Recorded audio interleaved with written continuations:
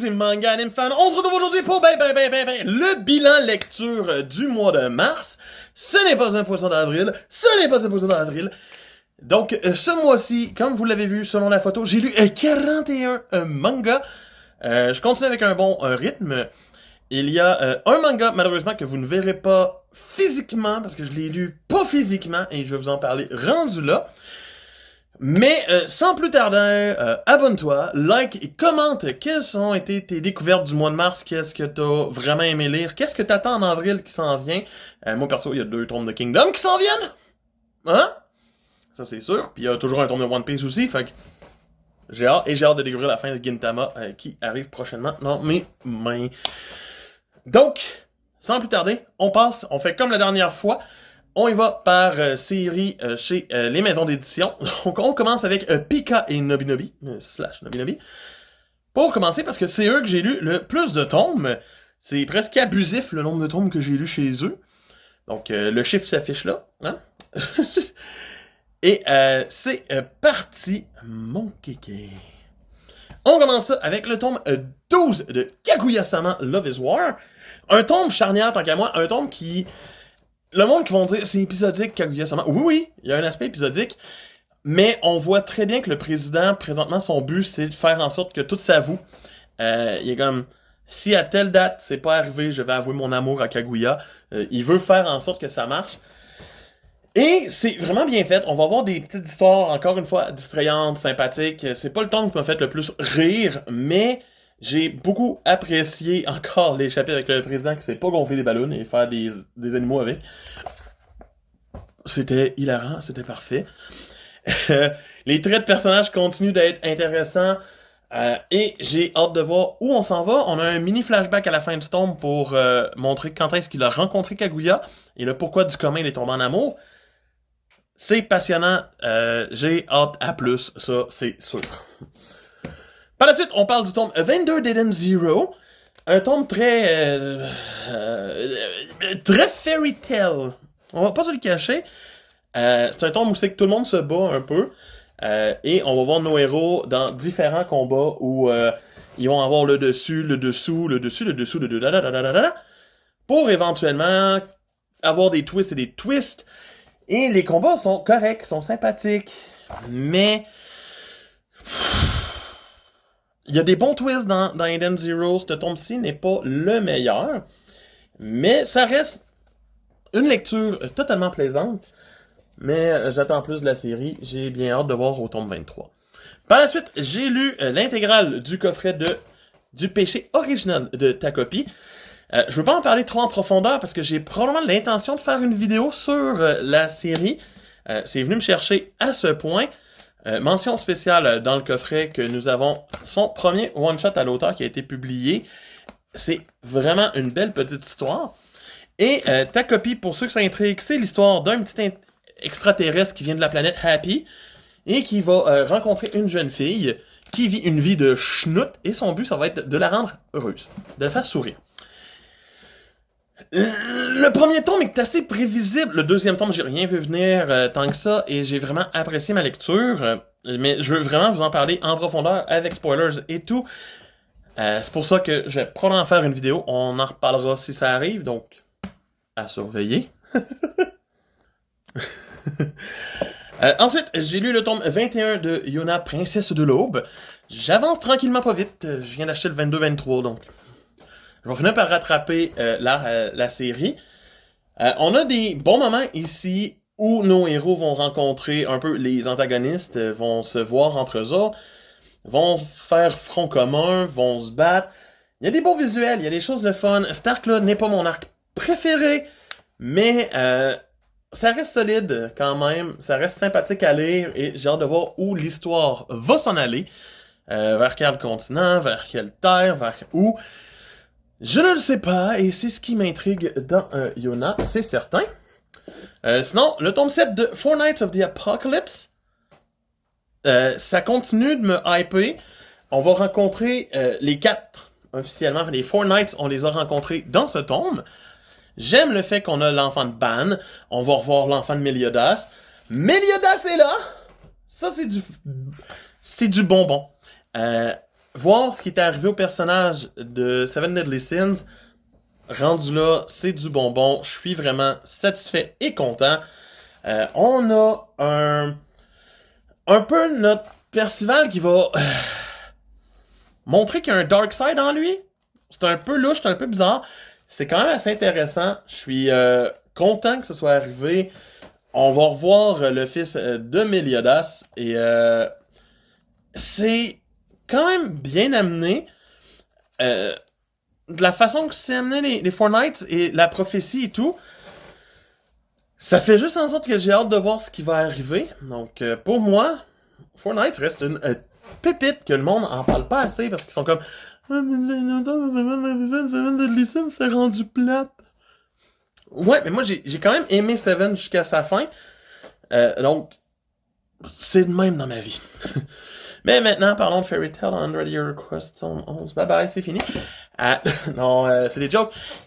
C'est toujours aussi bof comme série. On franchit le cap du 100e chapitre. On a des combats par-dessus des combats. Encore du fanservice par-dessus du fanservice. Lucy va se battre, tout le monde se bat, blablabla. Natsu commence à peine un combat. Et c'est juste à la fin qu'on a vraiment de quoi d'intéressant quand deux des dragons décident de s'affronter. Là, j'ai fait... Ça, c'est ce que je veux. Et je veux pas de pouvoir de l'amitié, je veux des dragons qui se battent, puis un autre dragon qui fait genre, je suis là, moi aussi! Puis là, t'es comme, oh, ok. Interesting. Very interesting. Donc, quand même, j'ai de l'espoir pour le prochain tome. Maintenant, parlons, par exemple, de Shine! Tome 18. Shine reste, on continue l'espèce de... le grand showroom collectif d'Aphrodite.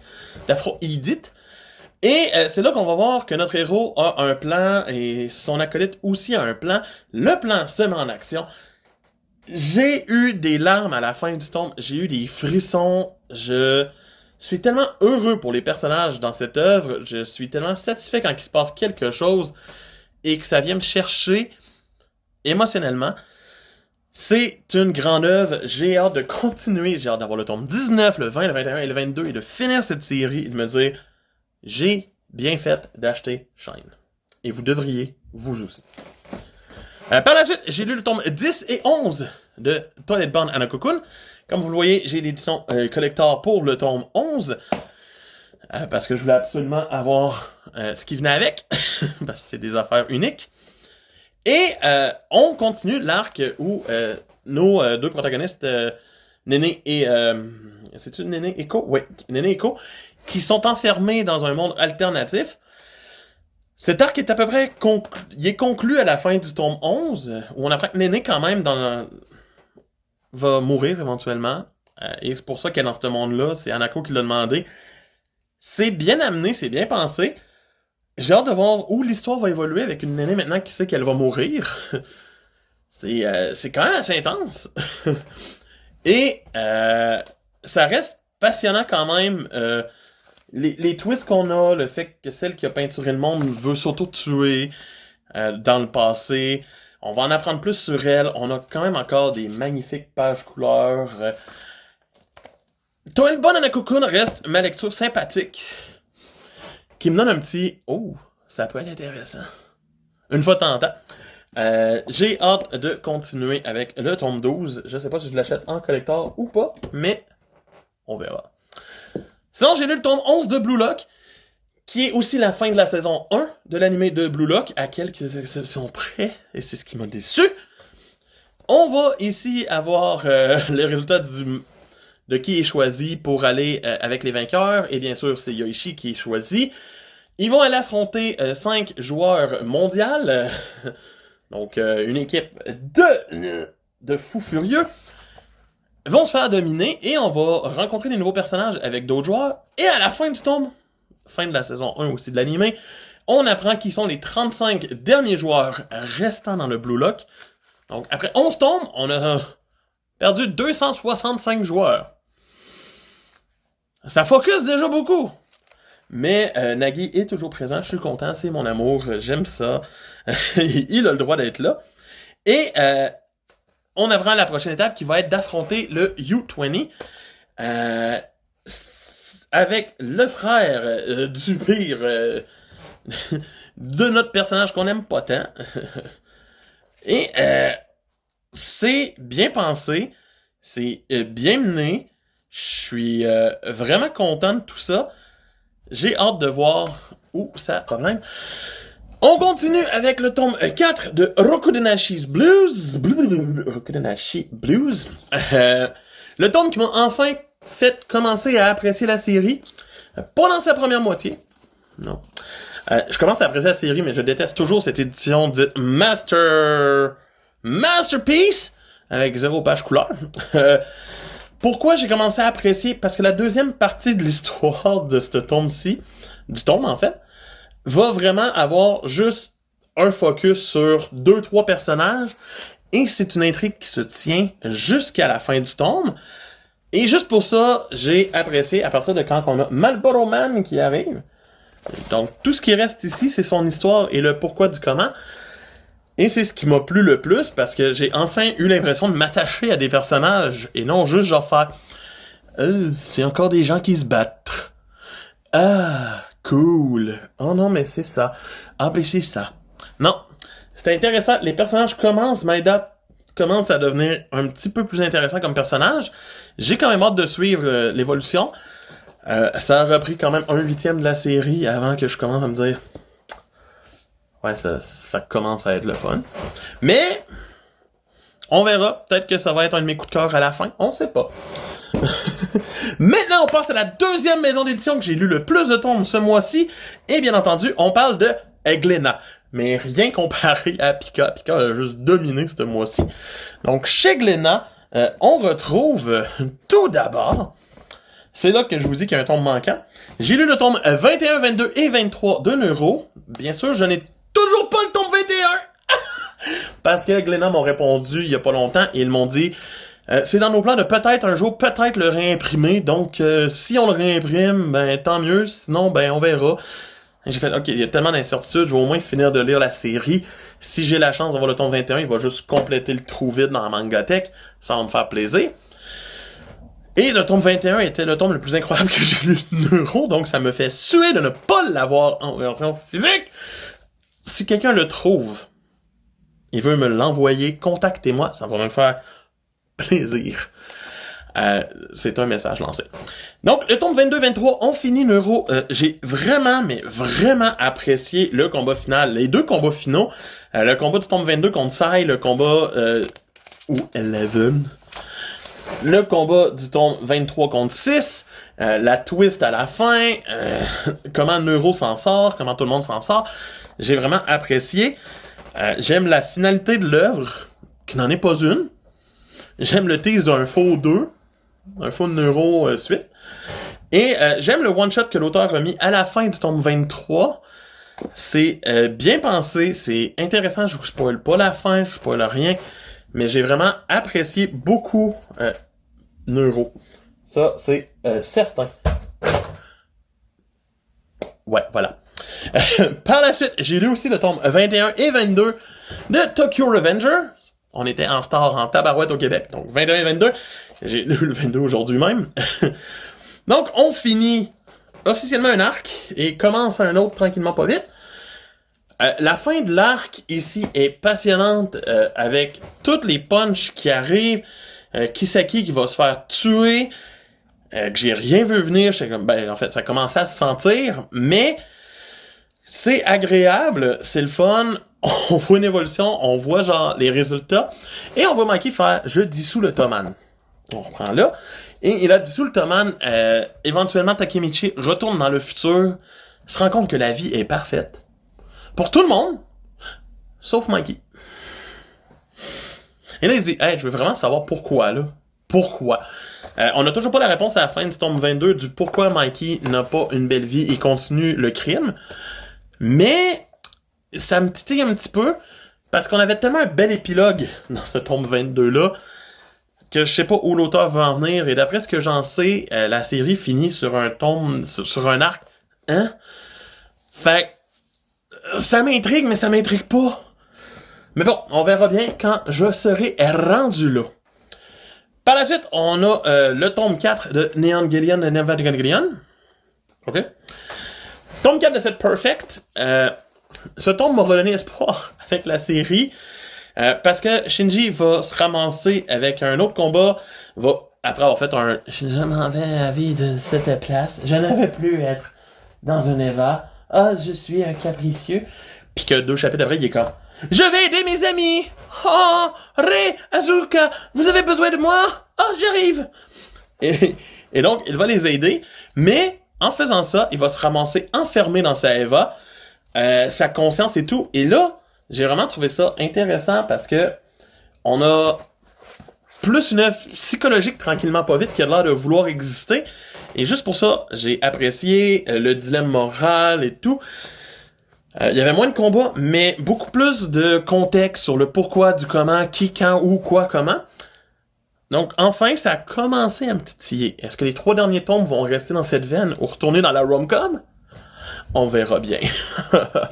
C'est sûr. Par la suite, j'ai aussi lu le tome Zero de Blame. Le tome 0 de Blame, prologue Noise de son vrai nom. C'est lu en dedans de 15 minutes à peine. Pourquoi? Parce que comme Blame, c'est beaucoup de décors, beaucoup d'images intéressantes. Je pourrais pas vous parler de l'histoire, c'est un petit peu spoilé la mise en place de Blame. Mais c'est le même prix, c'est juste qu'ils sont pas la même épaisseur, mais ça reste d'une qualité insane. Je suis vraiment content de posséder des œuvres de cet auteur dans cette qualité. Parce que ces dessins valent la peine. Ça, c'est certain. Donc, ouais, Noise ne m'a pas déplu, même si ça se lisait royalement trop vite. Ça reste un beau prologue et un plus à avoir dans une mangatech, surtout si on a déjà Blame. Maintenant, on passe à la 3e maison d'édition que j'ai lu le plus de tomes. Donc, on parle de Kurogawa, avec un gros 5 tomes lus, un de moins que Glénat. Et on part sur le tome 10 de Spy X Family.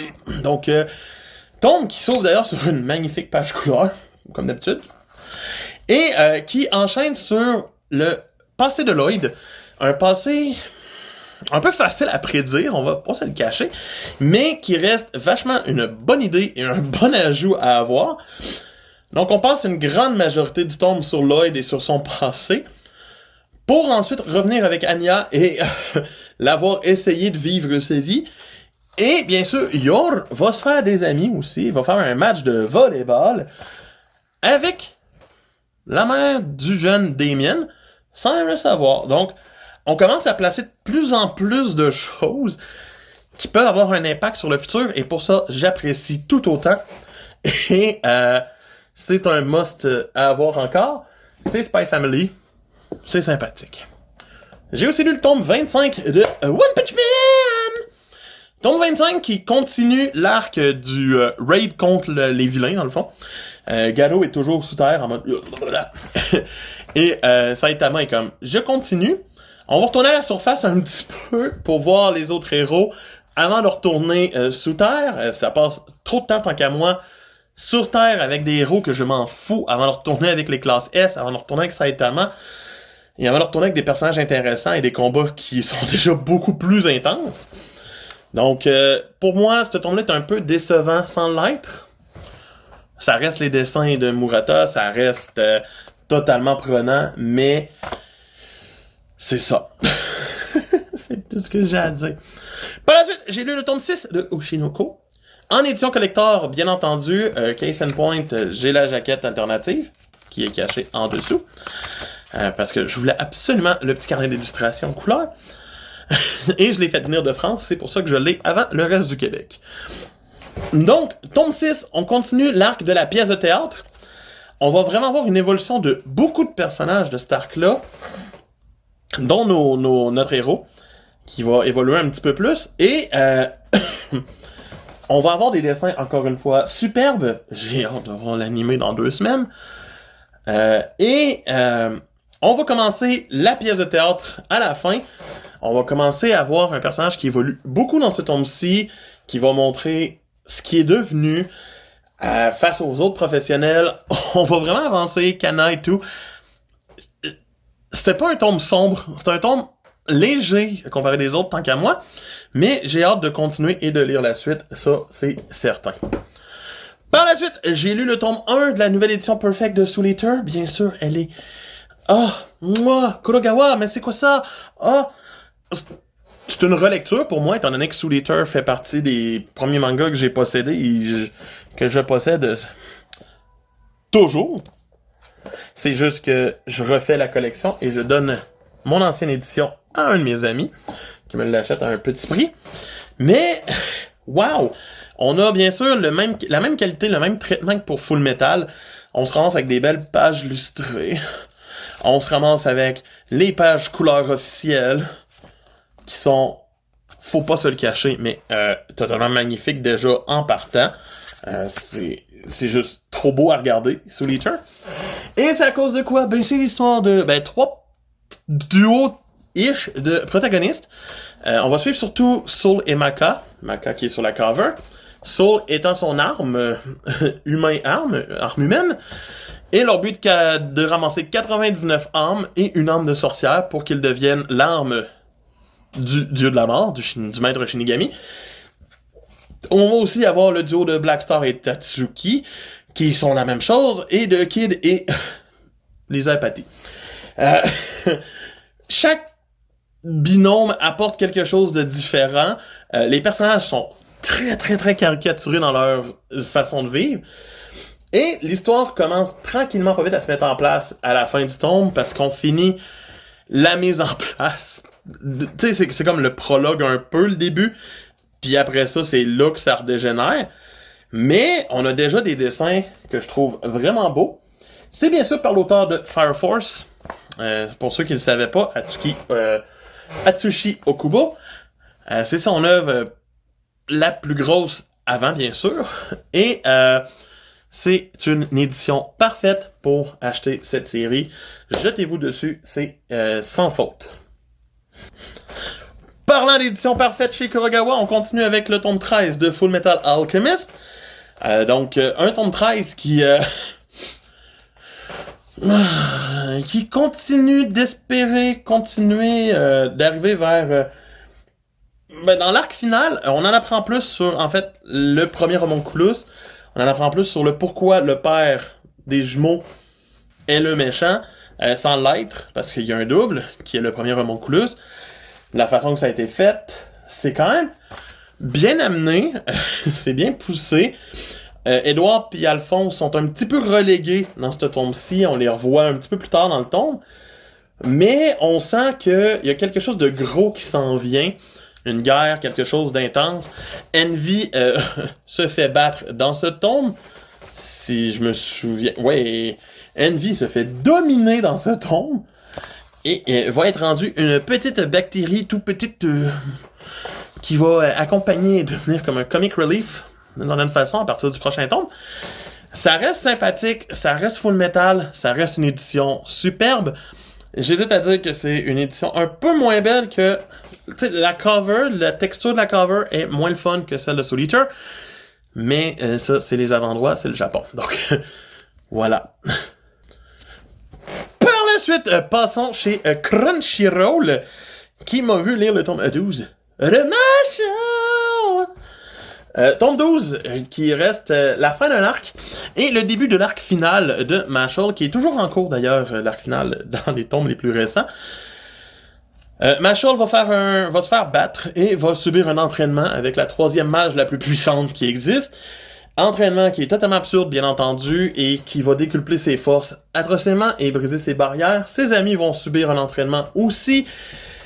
C'est un tome d'entraînement, c'est pas le meilleur tome de Mashle, c'est un tome qui met des bases, c'est un tome qui nous montre quand même des visuels sympathiques, et qui va juste starter l'arc final et nous montrer les vilains qu'on a à battre dans cet arc. Donc, c'est tout ce que j'ai à dire sur Mashle. Par la suite, j'ai lu le tome unique one-shot de Adieu Eri. Un tome sans chapitre, c'est juste comme Look Back, c'est un gros chapitre. J'étais un peu déçu, mais j'ai eu des frissons et j'ai failli pleurer aux 3/4. C'est vraiment intéressant, c'est l'histoire d'un jeune qui doit suivre sa mère pour faire un film sur la vie de sa mère, va le présenter à ses collègues d'école et mettre une explosion de nulle part, Et par la suite, va se faire demander la même chose, mais par une jeune fille, de la suivre jusqu'à sa mort, en filmant et en faisant un documentaire sur sa vie. J'aime le découpage qui fait vraiment comme film. Ça se suit bien, ça se lit bien, c'est très bien découpé simplement. C'est presque juste des pages comme ça.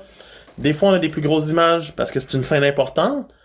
Et Fujimoto s'est pas gêné pour essayer de nous mettre la larme à l'œil, mais il a raté son tir pour moi en rajoutant un élément surnaturel à la fin et en me faisant me dire « Ah, ok.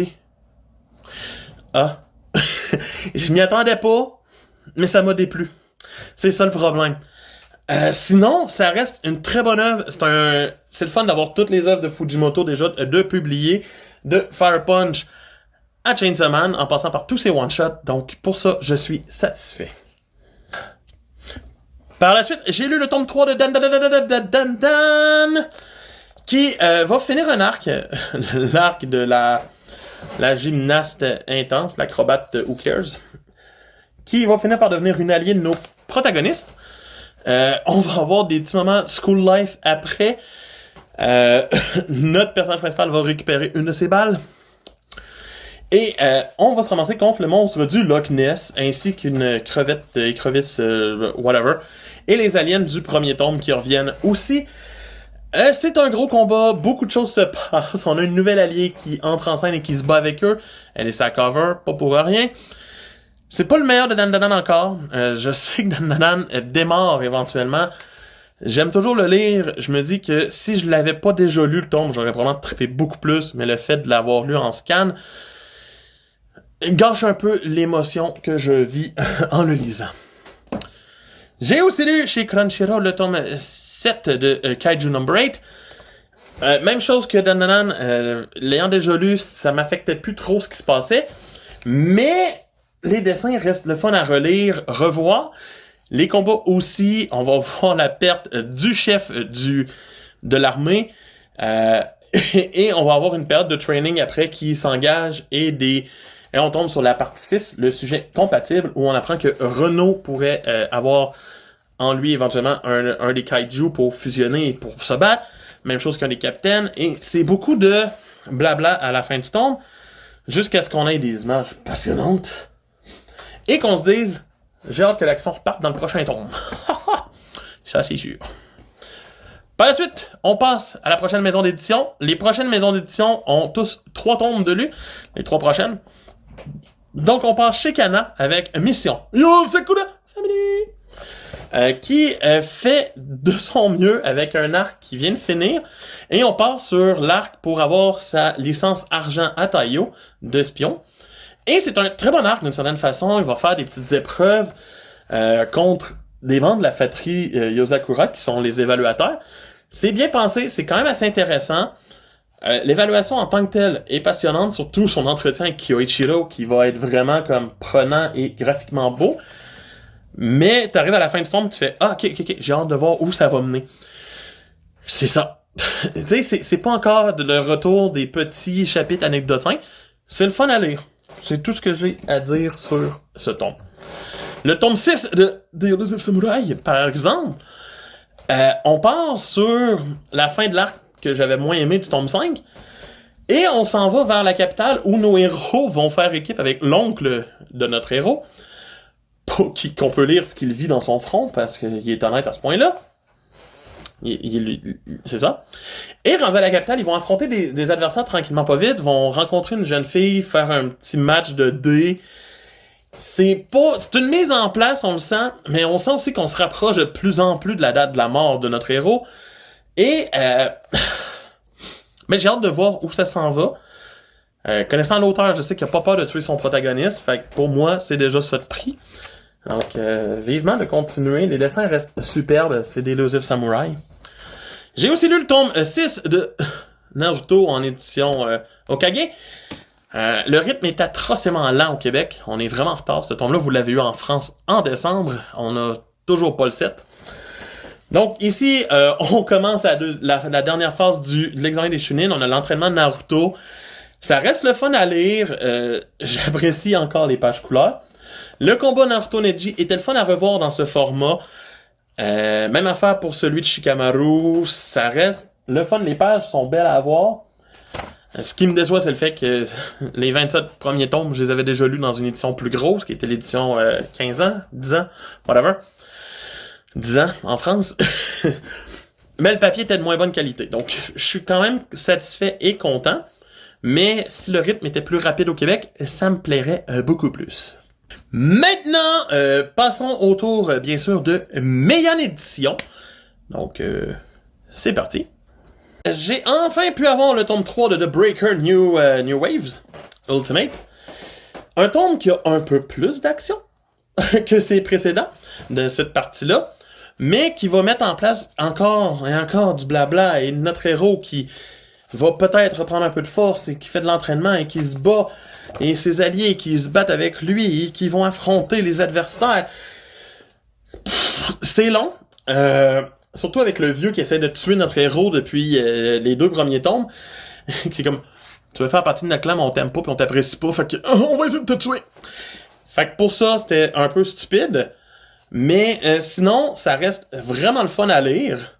J'aime toujours autant. Et par moments, j'aime pas, par moments, j'aime. Les combats de notre héros sont passionnants. Et juste pour ça, ça mérite d'être continué. Et les jaquettes sont superbes. Et on continue avec mes lectures doubles encore, avec le tome 9 et 10 de cette édition parfaite de Baki. Sincèrement, wow, Baki, moi, je comprends de plus en plus pourquoi c'est un culte, pourquoi le monde trippe à lire Baki. On voit tranquillement pas vite le dernier entraînement dans le passé de Baki pour arriver contre son père, éventuellement contre son premier combat contre son père. Et il va aller se battre contre des mercenaires. Son but étant d'aller affronter Gaïa, qui est sur le cover du 10, et qui serait aussi fort que son père. Donc, on commence, et la partie combat, c'est tout le tome 9. Il va se battre contre tous les autres mercenaires, commencer un combat contre Gaïa à la fin du tome. Gaïa, qui est un être à multiples personnalités, c'est vraiment bien intégré. L'action reste sublime de tout le long du tome 9. On arrive dans le 10 et ça continue. Baki va même mourir et revenir dans son propre corps en mode « Hey, je peux pas être mort. » C'est génial, c'est bien pensé, c'est intéressant. Et bien sûr, le combat prend une grande majorité du tome avant qu'on voit son père qui va aller se battre contre les gardes du corps du président. Enfin genre, faites pas bien votre job, guys. Insane! Et on va finir avec le dernier training de Baki qui va se battre contre plusieurs artistes martiaux et son père, même chose, pour arriver à la mise en place finale du combat à la toute dernière page en mode « Le combat s'en vient ». J'ai hâte de le lire. J'ai déjà le tome 11 et 12 sont arrivés. J'ai vraiment hâte de continuer Baki. Baki, pour moi, est une perle. Je suis content de faire partie de l'abonnement de Meian et j'ai hâte de lire la suite. Par la suite, on passe à Kiyun Édition, aux éditions Kiyun. Où j'ai lu encore 3 mangas. Donc on commence avec Darwin's Game, tome 25. On avance dans cet arc final. Beaucoup de dialogues encore dans ce tome-ci, beaucoup de mise en place. On va avoir le maître du jeu qui va beaucoup expliquer de choses. Il va nous montrer où sont enterrés tous les gens qui sont morts durant le Darwin's Game. Et on va commencer la séquence d'action à la fin du tome contre les Greed. Et étrangement, je suis quand même satisfait, je suis content de où on s'en va, les mondes parallèles et tout. Ça reste prenant, ça reste bien mené. Je sais pas si les auteurs vont réussir à faire une fin qui a de l'allure, mais pour l'instant, cet arc final s'annonce palpitant. J'ai hâte de continuer. Et c'est pas mal ça, hein? En fait, j'ai lu le tome 6 de Frieren. On va suivre la deuxième épreuve de l'examen et même la troisième. La deuxième épreuve est vraiment bien pensée. J'ai aimé la petite référence au Mimic Chess qu'on retrouve dans les Donjons Dragons et dans tout bonnes choses basées sur Donjons Dragons, Dark Souls. Et le fait qu'ils vont devoir se battre contre des répliques d'eux-mêmes, surtout Frieren qui va devenir un boss final de cet arc-là, c'est bien pensé, c'est bien amené. J'ai été vraiment satisfait des petits combats. Oui, il y a encore un petit peu trop de dialogue pour moi dans Frieren. J'ai rien contre les dialogues, là. Loin de moi, là. J'adore les Death Note de ce monde et les séries plus intellectuelles. Mais je me dis qu'une série comme ça mérite d'avoir des moments d'action, puis on dirait que les moments d'action, c'est comme 4 pages pour du dialogue. Comme The Breaker. Fait que pour moi, c'est ça qui me déçoit. J'ai rien contre les dialogues. J'ai lu Skate Dance, je lis Gintama, je trippe ma vie. Je suis en train de rattraper Mien Roboko pour une vidéo. Je suis dans le jump. Et c'est long. Mais l'arc était vraiment prenant. J'ai aimé la twist à la fin de l'épreuve, de la 3e épreuve. Elle était évidente à voir, mais ça inaugure du bon pour la suite. J'ai hâte de voir quand même. Par la suite, j'ai aussi lu le tome 18 de Jujutsu Kaisen. On va continuer la mise en place du jeu de... Comment il l'appelle déjà en français? La trappe meurtrière. Je suis habitué avec le Cooling Game en anglais. Mais on va voir nos héros essayer d'avoir un nouvel allié. C'est la grande majorité de ce tome-ci. Vraiment, la grande majorité. Après ça, on va revoir un petit peu plus le principe des points, le qui, quoi, où, comment. Et on va rentrer et connaître de plus en plus de personnages. On va rentrer à la toute fin en mode ils sont enfin dans le jeu. Et Yuji et Megumi vont commencer des affrontements contre des gens qui sont déjà dans le jeu et qui chassent les noobs. Donc c'est quand même intéressant. C'est un tome sympathique, mais c'est pas le meilleur de Jujutsu Kaisen. Ce qui est en cours en ce moment dans Jujutsu Kaisen est vraiment supérieur à ça. Donc voilà.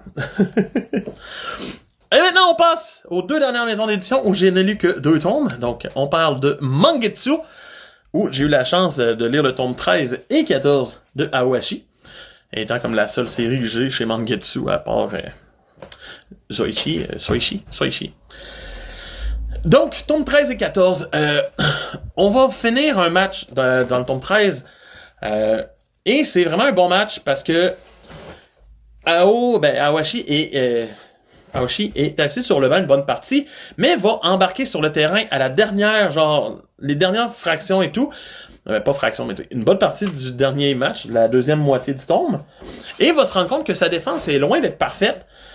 Et le héros national ultra cool va rentrer sur le jeu et faire genre mon but je joue un petit peu plus lent parce que personne me suit. Puis Aoshi va faire genre je vois aussi qu'il veut venir. Ok, parfait, je fais la passe par là. Et juste pour ça, j'étais comme, ok, on fait évoluer notre personnage principal. Et c'est dans le tome 14 qu'on va le faire évoluer encore plus en lui rajoutant des techniques de défense de plus en plus, en le faisant jouer, pratiquer avec les autres joueurs. Il va vraiment se créer un lien entre tous les personnages sur la jaquette qui vont pratiquer le soir et tout, même avec le coach. Et c'est passionnant à regarder parce que les résultats se montrent tranquillement pas vite dans un match de pratique à la fin du tome. Et ça me donne envie de continuer. C'est une œuvre que des fois je me dis c'est long, mais ça reste passionnant. C'est ce que j'ai envie de dire. Maintenant, pour la dernière maison d'édition, on parle de Delco Tonkam. Donc, on parle probablement de Belle-Fille et de Kentaro Yabuki. Donc, on y va pour le tome 5 de Darling in the Franxx.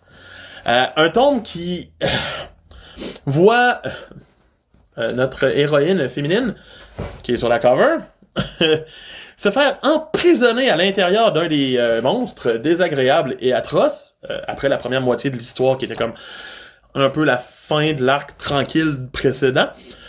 Elle se fait prisonnière, Zero Two va essayer d'aller la sauver, mais son vrai 56 va vraiment essayer d'y aller à la place. Et c'est bien amené le fait que ça se peut qu'on la perde, ça se peut qu'on la perde pas. Je pense que c'est Ichigo, justement. qu'on la perde pas. Les combats restent agréables à regarder aux yeux. On a vraiment des beaux visuels.